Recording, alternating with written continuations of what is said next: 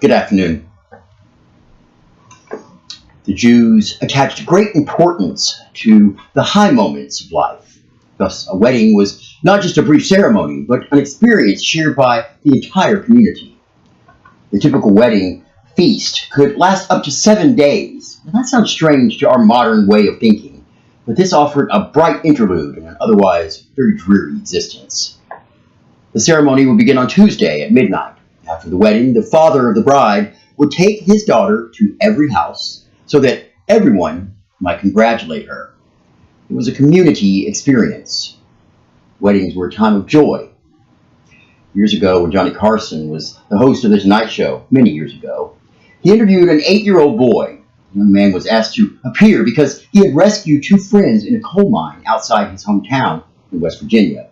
As Johnny questioned the boy, it became apparent to him and to the audience that the young man was a Christian. So Johnny asked him if he attended Sunday school. When the boy said he did, Johnny inquired, "Well, what are you learning in Sunday school?" "Last week," came his reply, "our lesson was about when Jesus went to a wedding and turned water into wine." Now, the audience roared, but Johnny tried to keep a straight face. Then he said, "And what did you learn from that story?" The boy squirmed in his chair. It was apparent he hadn't thought about this. Then he lifted up his face and said, "If you're going to have a wedding, make sure you invite Jesus." The little boy was onto something. Weddings are a time of joy.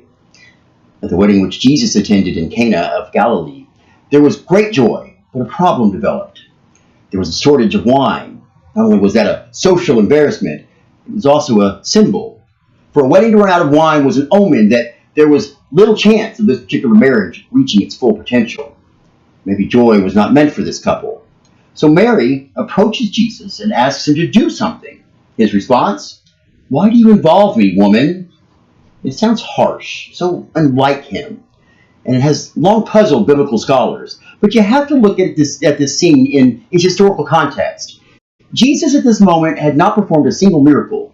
He was 30 years old and had just gathered together his disciples.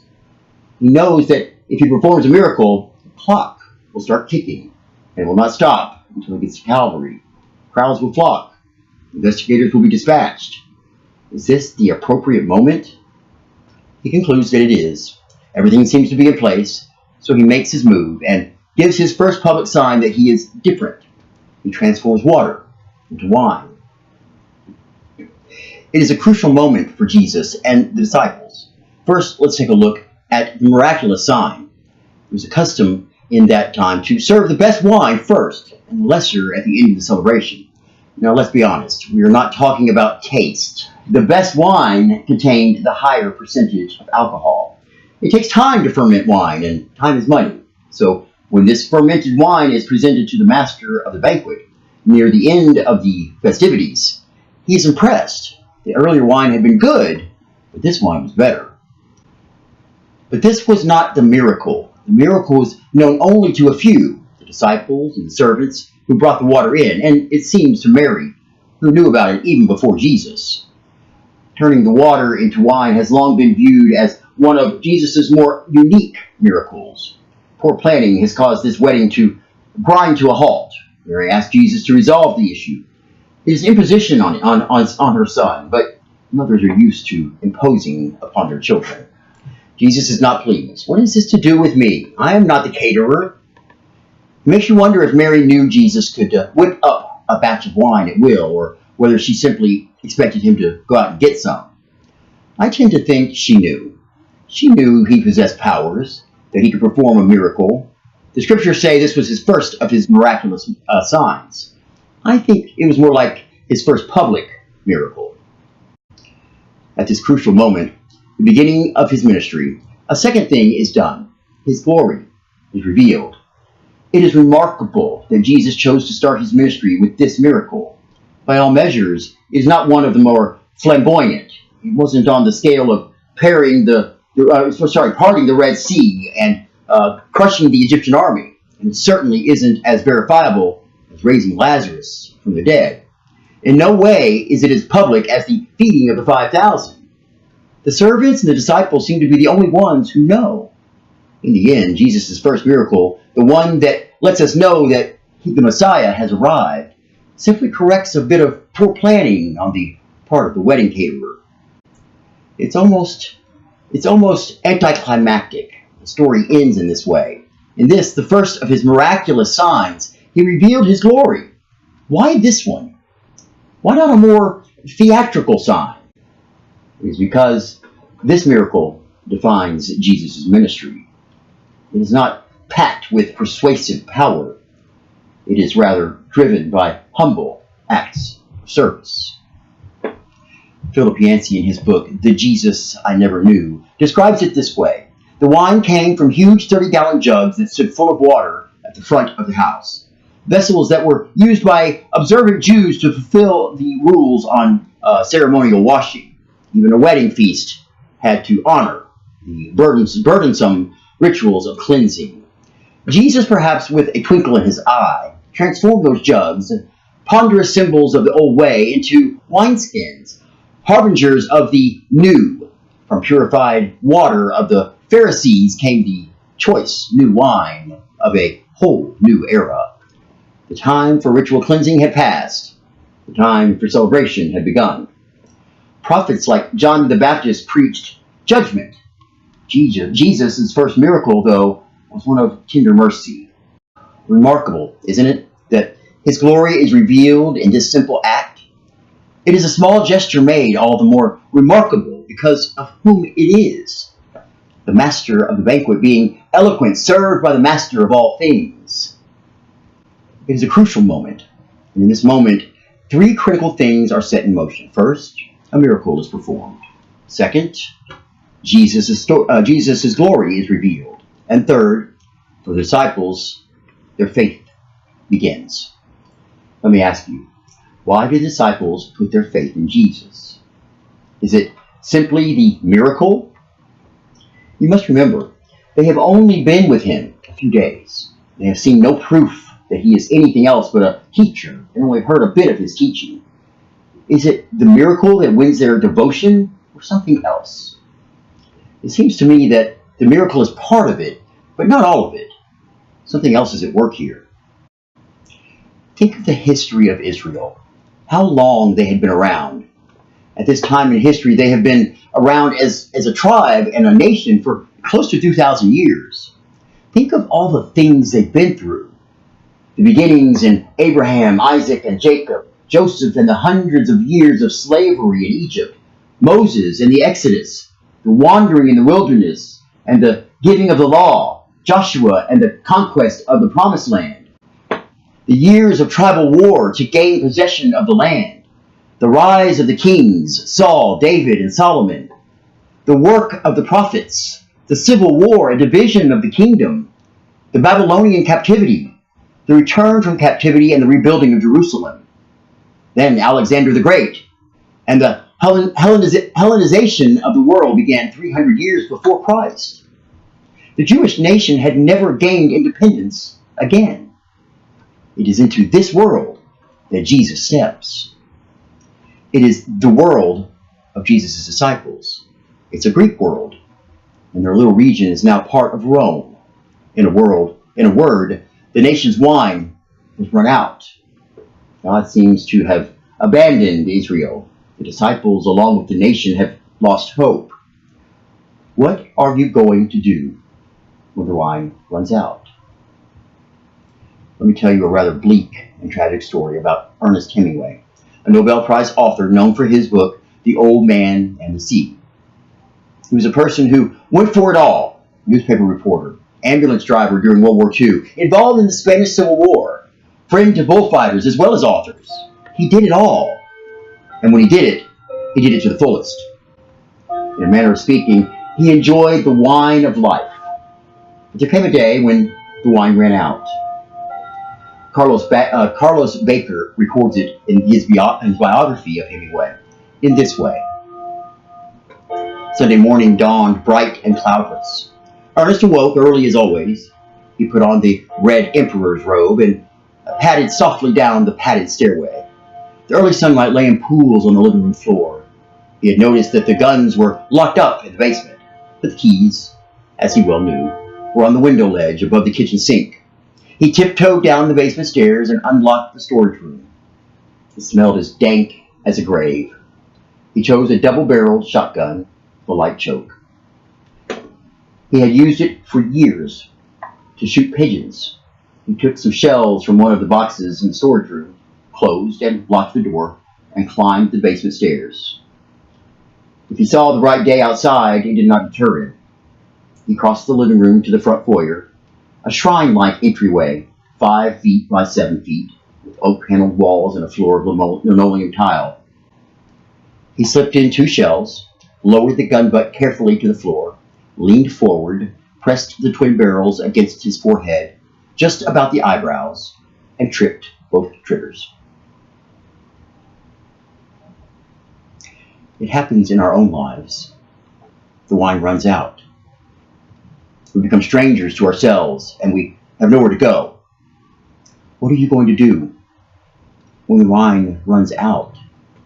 It is a sad truth that we usually don't come to God until we have a need. Jesus was not approached until there was an emergency. We are the same way. We usually come when we have a need. I'm not saying that this is right or even desirable. I'm simply saying that it is a fact of life, that religion for most people is a 911 affair. Mary came to Jesus when the wine jars were empty. You will come too, but not before you are drained and exhausted, and when life's unpredictable demands bring you to your wit's end. The disciples put their faith in Jesus not solely because of a miracle, turning the water into wine, but because the nation of Israel, the people of God, were ready. The nation's wine was gone. The disciples saw in Jesus new wine, a new way, a new teaching. Who knows? Perhaps he could even be the Messiah. Jesus changed water into wine, but soon he was to transform their ordinary lives into a new exhilaration. I suppose at one time or another, we have all heard the Myra Brooks Welch poem, The Touch of the Master's Hand. It was battered and scarred, and the auctioneer thought it scarcely worth his while to waste much time on the old violin, but he held it up with a smile. "What am I bid, good folks?" he cried. "Who will start bidding for me? $1, $1, then 2, only 2, and $2, who'll make it 3? Going for 3, but no." From the room far back, a gray-haired man came forward and picked up the bow. Then, wiping the dust from the old violin and tightening the loose strings, he played a melody pure and sweet as the angel sings.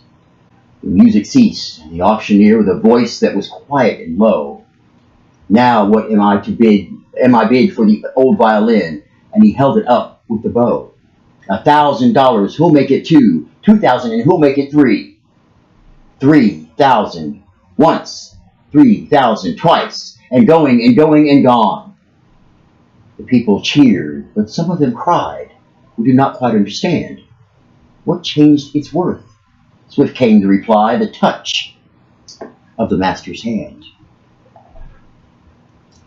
He touches the wedding and lifts it, not just with a miracle, but also by his presence. He takes this ordinary wedding and he transforms into that which is extraordinary. He takes a fisherman by the name of Peter and transforms him into the great preacher of Christendom. He takes a studious but quite insecure young clergyman by the name of John Wesley and uses him as the litmus for one of the world's great revivals. He takes a young, frail, and frightened girl by the name of Teresa and transforms her into a Pulitzer Prize of Peace by the name of Mother Teresa. He takes that which is ordinary and transforms it. Everyone else serves the cheap wine near the end, but he saves the best till last. The lesson was not lost on the disciples who joined him at the wedding that night in Cana. Don't let it be lost on you. Amen. Okay, announcements. All right, here we go. Oh, it's going to be a little slow on us today, huh? There we go. Pray at DallasULC.com. Pray at DallasULC.com. This is where you would want to send us an email if you have prayer requests. You can choose to remain anonymous or give us your name. We pray every day here at Dallas Universal Life Church. You can ask for us to pray for you during the week. You can also ask for us to enter your prayer requests into our Sunday prayers of intercession, and we'll be glad to do that. Like I said, you can remain anonymous or use your name. There's also a great place if you'd like to have a service dedicated to a loved one or a friend or family member, either passed away or still here. It's a great way to memorialize somebody. It's also a great way to give a gift, birthday presents, graduation presents, things like that. I think it's kind of cool to have your name in the bulletin and then have it said there at the service and have a service dedicated to you. I think it's kind of neat. Pray at DallasULC.com. Okay, join the church and leave a legacy of helping others. We're asking you to download the Pray.com app. Okay, this is where every day I'm putting on a new prayer, so you can kind of follow along. It's nothing really elaborate or long. It's just a few lines and kind of, a little bit of inspiration for the day. And every day I have a new prayer on there. It's also a place that you could go to if you decide to do your tithing online. You can do all of your tithing through Pray.com. It's a nice way to do it where you don't have to really worry about it. You set it up and just have it ready to go and done. So go down to Pray.com and get the app at the App Store or at Google Play, Google Play, and look for Dallas Universal Life Church. And when you search for that, you'll find us. We'll just become a fan and we're ready to roll. Okay, Pray.com. Did y'all know we had a podcast? No. We have a podcast. Yeah, guys. I tell you, I have so much fun with that podcast. I really do. I hope you all do too. It's different listening to the podcast than it is being here or even watching it on YouTube.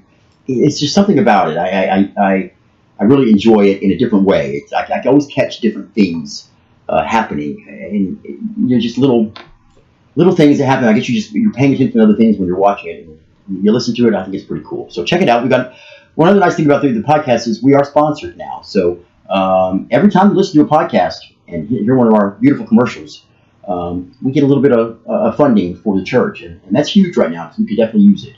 So you can check out our podcast by simply going to Google or MSN or whatever and searching for Your Path with Bishop Mark. And you can hear all of those places on Anchor, Pocket Casts, Radio Public, Apple Podcasts, Stitcher, Breaker, Spotify, Podbean, TuneIn, and Google Podcasts. I think I got them all there.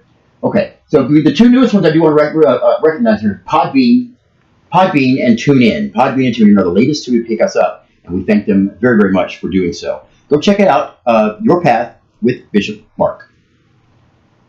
Okay.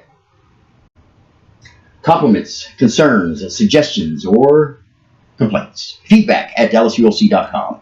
Feedback at DallasULC.com. Simply email us there. Pretty self-explanatory. All of those things, you can catch us at feedback at DallasULC.com. All right? That does it. All right.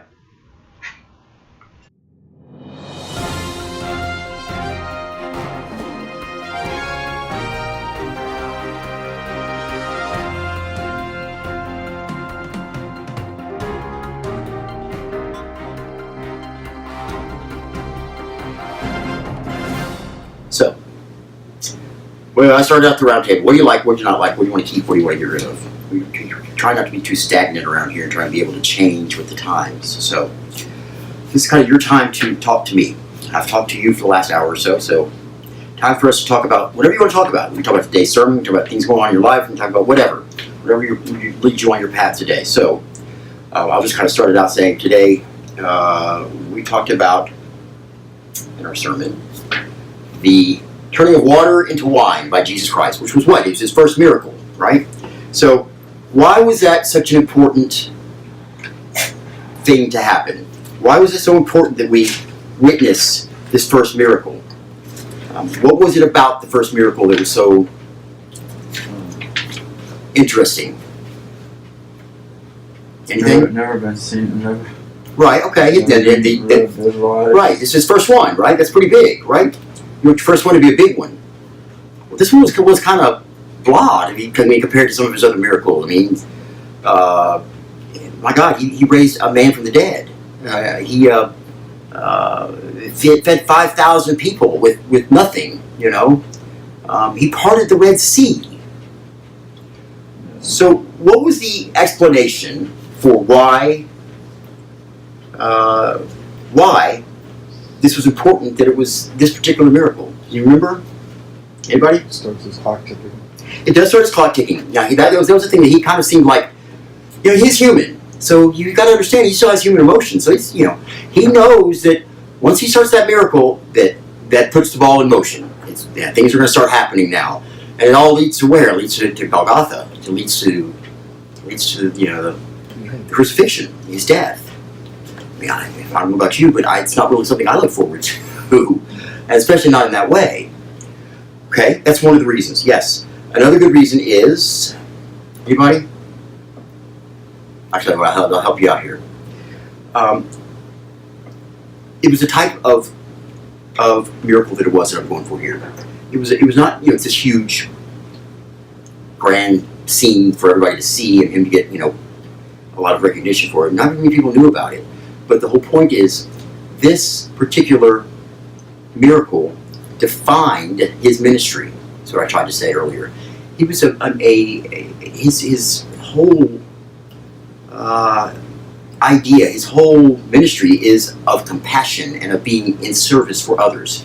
So we talk about we are men and women for others here. That's one of our sayings, is Acqui Ali, right there on the sign, which means men and women for others. If we practice that every day, if you give to others every day, and not live this life for yourself, it all comes back to you. It all comes back to you in return. It's not always exactly the way we want it. It's not all exactly what we want. But you will get what you need to survive in this world and make it through. And God's not going to abandon you. Just give to others. That's kind of what he's setting that stage for there. He's kind of saying, oh, look, this is what my ministry is. I'm not here to be a vengeful and domineering God. I'm here to be a God of compassion and a God for others and God for you. Okay? That's what's important about that. They had some hellacious parties for weddings. I'm telling you, started on a Tuesday night at midnight, and they go and hit the town. And look, my daughter just got married. Go to every house, and getting gifts everywhere. And well, that's a heck of a way to start a wedding. And for them to have it, if you were out of line at the wedding, your marriage probably is not going to last. Well, that made it pretty big for the bride and groom. Yeah. I've been to one. That's it. Yeah. Go ahead. No, it was just I don't know really what to go off of on that. You went to a wedding that was what now? It was similar to that, long like that? It was long, but we all got twisted on the line. Okay, well, that's not uncommon. I think it was my girl's cousins or something, close relative. Mm-hmm. And it's kind of cute though, because you know how they do the whole garter strap. And oh yeah. The flowers. Sure. Well, she ended up getting the flowers, and I ended up getting the garter bell, the garter thing. And it was kind of funny because they did it the first time, and they were like, "Oh, that was weak." There was I don't know, maybe 6 or 8 of us guys, Oh yeah.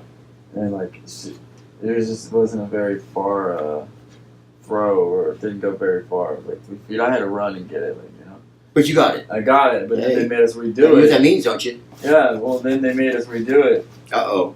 They didn't like the... You didn't like who got it? No, I made sure I got it again. Ah. And, it was a little bit more appealing to the eye, oh. But I just find it's it was the only one I've been to. We got there at noon, and we were there till 6. That's a long time. So think about that, but of it lasting from Tuesday to Saturday. Yeah. Talk about that hangover. And, Wow. yeah, we were. I don't even know how we drove home. So we had so much wine. It was stupid. So they didn't have any wine. Glass after glass after glass. Even my girl's mom was. She drove home, but we all drove separate cars. That brings up one of the important points I always am preaching about, and always kind of standing on my soapbox about, and that's moderation. Everything in moderation. I mean, I think if you we've been given gifts here. Everything we have is a gift here, and if you overdo it, you shouldn't be. If you underdo things that you need to be, doing, you shouldn't be. I mean, you're not living the way you should be living, and you have to live in moderation. Yeah, we all have our moments. It was just a big thing because her mom didn't really ever drink like that, so she Understood. didn't allow on that event. Well, what was so special? I mean, it was her mom's mom's niece or something, right? So if it was a cousin. Like my guess, I don't know who it was exactly, but they were family related, and they hadn't seen each other in a while, so it was just reconnect and Okay. new faces. It's good to have those meetings with family. Yeah. So back to where we were about this miracle in Cana. There's three things we need to understand here. We've touched on all of them. First, the miracle is performed, right? Second, Jesus' glory is revealed. So they reveal that he is something special. He's not just a prophet, right? That's the second thing. And the third, we kind of talked about the disciples' faith begins. Because then they realize, wow, this guy is somebody, we kind of thought like him. He was kind of cool. We liked the way he's talking. We're going to follow him. But, well, he's doing something special. Those are three things that are really important to understand here because they're all very big things going on here. I want to touch a little bit on this idea that we kind of touched on here in that story with Ernest Hemingway, with his suicide, about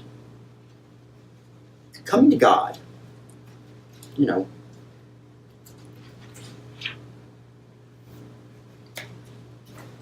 I think it's important to remember that God created you and that I feel that we owe him a debt of gratitude. Our purpose on this earth is to love and serve God, to worship God, to serve and worship God. That's our job. Now, what we would choose to do that is we have all different ways to do so. Some of us, it's all about that being a person for others, a man and women for others. That's how you use your talents that God's been giving you, use your abilities that God's given you, and you give those back to the world. You don't hold them in and just squander them. Something, if you've been given a gift like that, you should be giving it back to the world. And that's why we all be given different gifts, because we can give and all receive and all get what we need out of life, get through this part of our journey. But the point I want to make here is that I think it's important, and this is why I think church is so important every Sunday especially, but prayer is also very important. You have to pray, guys, good times and bad times. And the reason I say that is, look, it's very simple when things are going bad. It's very easy to turn to God and either with a blame, why, how could you do this, or to turn to God and beg for something. We need something now. We're hurting. We please help us. It's very easy to forget when times are going good that God is still the one in control here, the one making those things go good, and we ought to be offering our thanks and gratitude to Him for that. How can you go to God asking for help, for comfort, for those things that we desperately need at times of hurting, in times of grief, in times of want, if we can't also be as exuberant in our prayers of thankfulness when things are going well? I think we really have to remember that. It's so important that we keep God in our lives all the time. He's always here, but we have to remember that and not kind of put it on the back burner when things are going good. Don't fall asleep on me yet. No, I'm not. We're almost there. We're almost there. So I think that's important. I mean, it's a small little part of the sermon today, but it's a huge part of our lives. And I've talked about prayer before. Prayer is not a conversation. Prayer is not a monologue. Prayer is not a monologue. Prayer is a conversation between you and God. So don't just get on your knees and pray and say you want this and want that, and again, pray your little confession and then get up and walk away. God, is probably going to say something back. It's a conversation. He didn't make us with these two ears so we could hear nothing. So clear your mind, close your mouth, and listen. I guarantee you, if you'll take the time after you pray your traditional way, and just do it 10 minutes a day. Pray for 5 minutes like you normally do, and then for 5 minutes, just be still and just listen. It will come. God doesn't necessarily speak through our ears. He speaks through our gut. He speaks through our thoughts. He speaks through our feelings. And you just have to be in tune with that and understand that you keep asking Him how to get things and that you want things and that you need things, and He's trying to tell you. You just have to listen. He's trying to tell you. He's not just going to give it to you. He wants you to do it for yourself. I understand it though sometimes. Okay. Tell me about it. Well, my whole life I've always been very easy to excel at anything that I do. Like that's a gift. And it will be just a wide variety of just mainly like building things, fixing things, anything with my hands. I'm in with electronics or math or physics, but just it could be building a fence. I maybe never done it before, and to go and do it, and it be just as good as, or if not damn near as good, if not better, as someone that's been doing it for 4 years. Obviously, you got very good gift God gave you, right? On my, what was it, my third day, controls electrician. I was already hooking units up, and it's great. My foreman was like, he was the owner's son, and he took a picture of it, and it was out in Plano above that school up there in McDermott and something else. But I asked him why he took a picture of it. Long story short, and he's like, because I'm kind of jealous. Yours kind of looks a little better than mine. Yours is a lot neater, and I've been doing this since I've been in diapers. My dad owns a company, but so in that meeting, like, that's how things have come to be for me. But here so it's lately, a good thing. What's so bad about that? So here is like, I've had some things happen, and kind of. I don't know. It's. They say that he already knows what's going to happen. Like, he so does. Basically, when I started this cycle or whatever, it's like I don't know where the ending is because, I got something bad. A felony charge. Okay. Over. It was just an odd case. Like it was just. I was drunk. I was and I woke up and I had fallen asleep with my daughter. I do know that. That was the last thing I remember. It was pitch dark in my apartment, and my girl had woken me up, and I for the first time in my life, I didn't even care who it was. My brain did not process that part. It was like human instinctual behavior, but I ended up doing something bad enough to where it got me a felony, and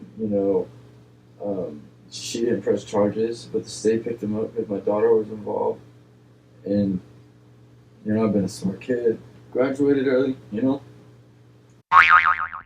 and so now what, So now what? So now Now no, what? Hold on, I'm not done yet. I know you're not done, but I'm trying to answer your question. How help you answer your question here? We work it out. We're still seeing each other. Go get her a burn phone. We had a 90-day protective order. Couldn't see her. She couldn't see me. Blah blah blah blah blah. And then now we're still talking about getting married. Blah blah blah.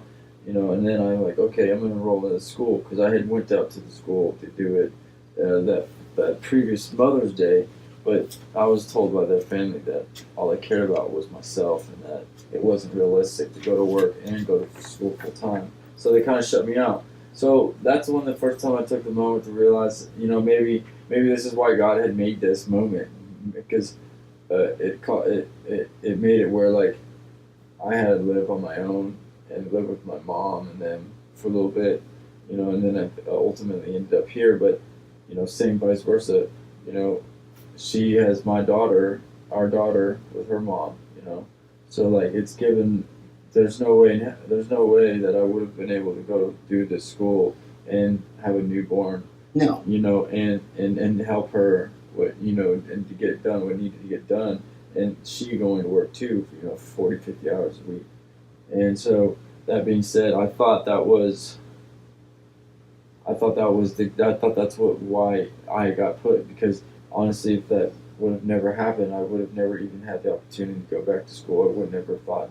Because my mom brought it up to my attention. I was like, look, regardless of what happens in the end, at least if you do this, you're going to be all right, no matter what. So, I pursue the avenue. I'm trucking. I'm like, get done with I went to Aviation Institute of Maintenance, whatever, so be an aircraft mechanic. And I've done 11, I'm almost done with the program. I got 8 months left, right? And they say I'm kicked out because I'm on felony probation. And so now what? Now this is a private school. And they told me that I can reapply and re-register under a different program. Well, how does that make any sense when What? I'm gonna don't like. Why would I be allowed to do that? Why? Because you're giving me a reason right now. Felony probation. It's So the who's career. to say that you're not gonna just kick me out after a few months again? Like that's so. It's like, why have I wasted all this time to do the things that I've had to go through to do? To do what? Have you prayed about this? And have you listened? You're angry. When you're angry, it's hard to open your heart up to listen to what God's trying to tell you. I know that. I'm not angry.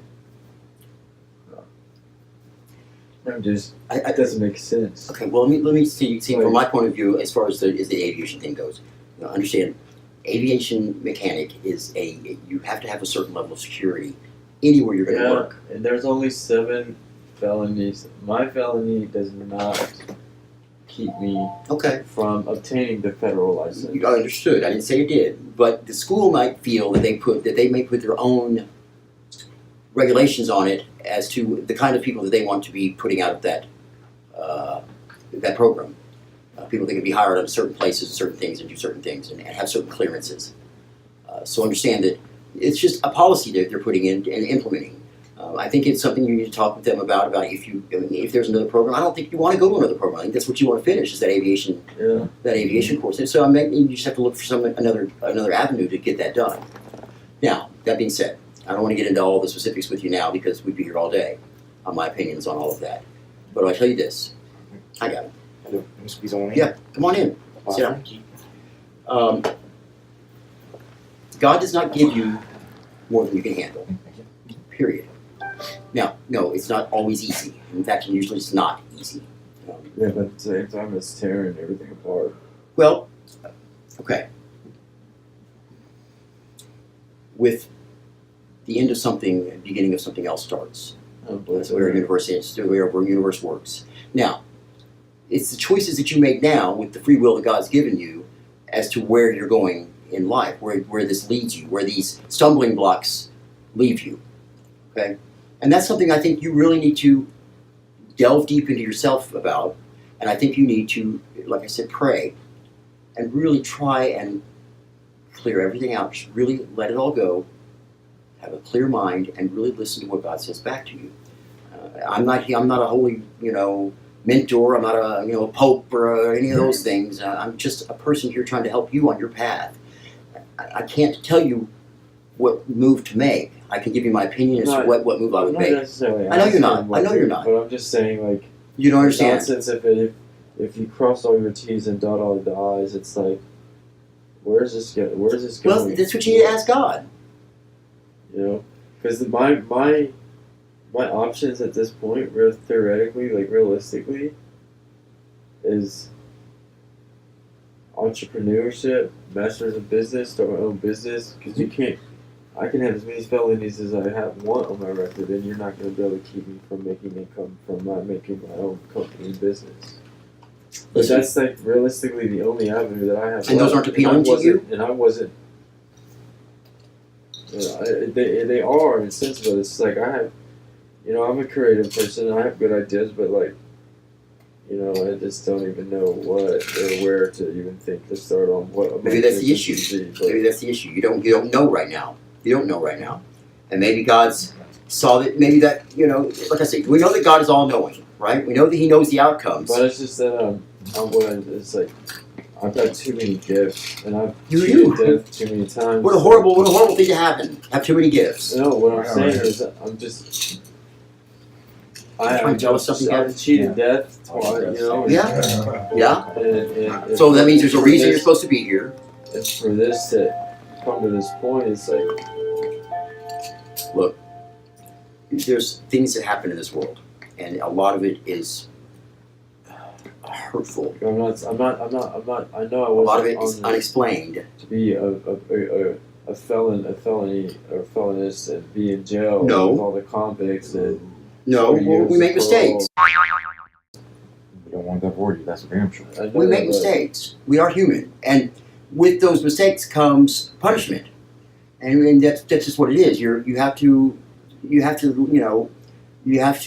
stand up and take what you get for doing what you did. You know, whether you meant to or not, whatever it is, if they find you, you know, that you did this in our court of laws here on earth, then so be it. You have to pay the fine for that. That doesn't necessarily mean it's a bad thing in the future for you. I mean, look, you may in a year from now decide, if you say to that program, that all of a sudden you no longer desire doing it. I mean, it's boring. It's not what you want. Who knows? God does. Okay, and God gives us little nudges at times, and sometimes they're even speed bumps. Right.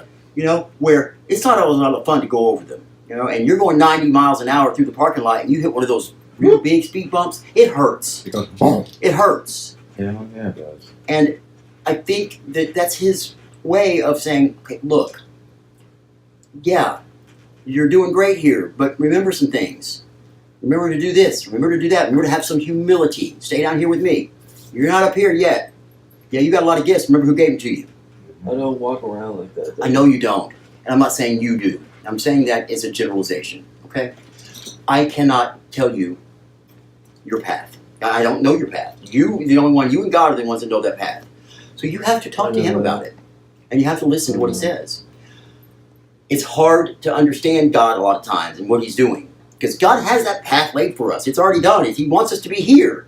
And when we decide to go over here, it makes more sense. Hey, our mind says it makes more sense to go this way. Well, our mind isn't what he wants us to listen to at that point. Okay? He does want us to use it, but he wants us to trust in him. And he has it laid out for us. He knows where he wants us to go, what he wants us to do. And by any means necessary, he tries to get us there. Not always the fun way, oftentimes a painful way. Mm-hmm. But I do believe that we have these lessons to learn on earth for a reason. We have these lessons to learn in this life for a reason. I don't know what that is. I've not been to the afterlife, to the next phase of our existence yet. I don't know. But I know that for some reason God's making us learn these things. I'm assuming that we're going to use these gifts, these things that we learn here. I have a master's in 6 years. I don't have 6 years. I've got a dog. And it's like, that's what was so crappy about it, because everyone was depending on that to happen. I was depending on that to happen. But it didn't. But now it's not going Okay. to happen. So things change. So now what do you do? Do you sit and wallow in it and just... No, and, I'm just, what I'm trying to what do you do? say is like, now all my plans have... I've got to go back to the redrawing board Right. when I don't think there realistically is not a realistic option. So you just give up. What's sense of giving up? Just say, screw it. That's it. I can't do anything. I have all these wonderful talents that God gave me. And because I can't do what I want to do, I can't go and become an aviation mechanic. I want to do that. But I can't do that right now. It's not Because of that, I'm going to sit here and wallow with it. I know, and that's the gifts that I have been, whatever you want to call it, it's very vast. It's not particularly like boom. It's anything working with my hands or I don't know. It's just a lot. It's very intricate. And here's the deal about that, though. That's what makes it so wonderful for you, is the fact that you do have those other abilities and all of these wonderful gifts that God gave you that you can use other places. Some people aren't that lucky. They know one thing and that's it. If they lose their job, they don't have an option. They don't know what to do. You've been given a beautiful hand to play with. Mm-hmm. You got a flush over there. Everything happens for a reason. There are no coincidences in this world. I believe that. 100%. Okay? We'll talk some more, you and I, and work some things out and see if we can get a little further. Okay? How are you, Gavin? I'm glad you joined us. Mm-hmm. I'm glad you joined us. Thank you for the mints. My pleasure. Okay. I'm going to get just kind of moves along here. Thank you for sharing with us, by the way. That was good. I hope we can get to the bottom of things a little bit with you. Kind of help you get through this. That's what a congregation is for. That's what it's about, having a church and having somebody to lean on, having your friends here. If maybe somebody who has been here, who is here, has been there before and been through some of the things they're going through. And they can tell you, hey, I don't know about you, but this is what happened to me, this is how I got through it. That's what helps sometimes. Okay? Sometimes that's what we need. All right? Okay. One last thing. We talked about this violin at the end. It couldn't get, it couldn't get anything for this at this auction. $1, $2, $3. This old looking beat up violin, right? Mhm. And this guy comes up and picks it up and wipes off the dust and starts playing this beautiful song on this violin. All of a sudden, it's $1,000, $2,000, $3,000. Everybody wants to buy it, right? For $1, that's a lot of money. But Alec, What is the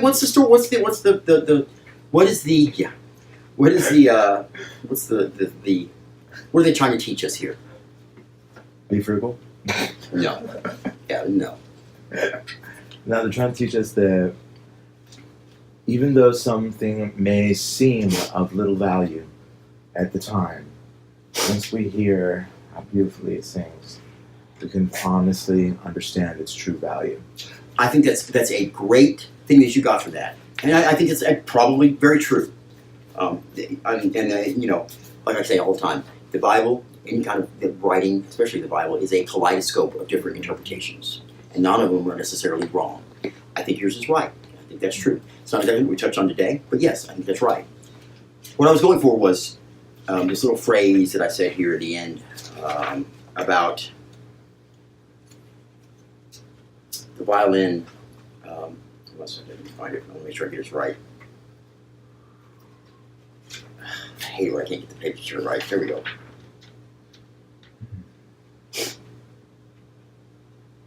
Okay. So here was the question: what changed its worth? What made it worth more? Yes, you agree. A lot of it was you look past the dirty old outside of it. You can hear the voice of it and see the beauty from the inside. It changes the worth of it. It changes the value of that in so many different ways. So the reply that we got was, what changed its worth? Swift came the reply: the touch of the master's hand. Let me just read this last part for you again so you all get it. He touches the wedding and lifts it not just with the miracle, but also with his presence. He takes this ordinary wedding and he transforms it into that which is extraordinary. He takes a fisherman by the name of Peter and transforms him into the great preacher of Christendom. He takes a studious but quiet, insecure young clergyman by the name of John Wesley and uses him as a litmus for one of the world's great revivals. He takes a young, frail, and frightened girl by the name of Teresa and transforms her into a Pulitzer Prize of Peace by the name of Mother Teresa. He takes that which is ordinary and transforms it. Everyone else serves the cheap wine near the inn, but he saves the best till last. The lesson was not lost on the disciples, best till last, and don't let it be lost on you. So, what changed its worth was its master, its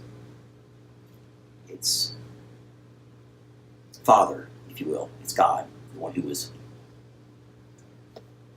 gave value. Yes. And that gives us value. Not to say we're not valuable, but it also gives us self-value, that self-worth, to know that God loves us as much as he does. Okay. I see the eyes starting to fade, and I'm tired too, and I'm hungry. So, does anybody have anything else for me today? Anything pressing? Okay. So, let's close this out in prayer, and then I will see you all next week at 3 o'clock for service. We'll try and start on time next week. 2:30. Okay, come on. Let's do this. I'm fragile. Yeah, you're getting old is what it is. No, I mean, I'm really getting old. All right, let's do this, guys. All right. Would anybody else like to pray today besides me? Are you ready? Just nice and gentle, nice and gentle. Nice and gentle. Okay. Lord, we thank you for this opportunity we had today to come together and speak about you and about our lives and about how you affect us and how you mingle in and out of our lives and what we can do to know more about where we are to be today and where you want us to go. Lord, we ask you to keep us safe this week, keep us warm, whether it's been a little chilly here. We ask you to keep all those out there who are stuck in the cold also to be warm, and if they're hungry, to help them be fed. Lord, we ask you for guidance for ourselves, for our friends, for our family. And just help us to know where we're going. Help us to hear your voice when we pray. We ask all of this through Christ our Lord. Amen. All right, guys. See you next week. Thank you.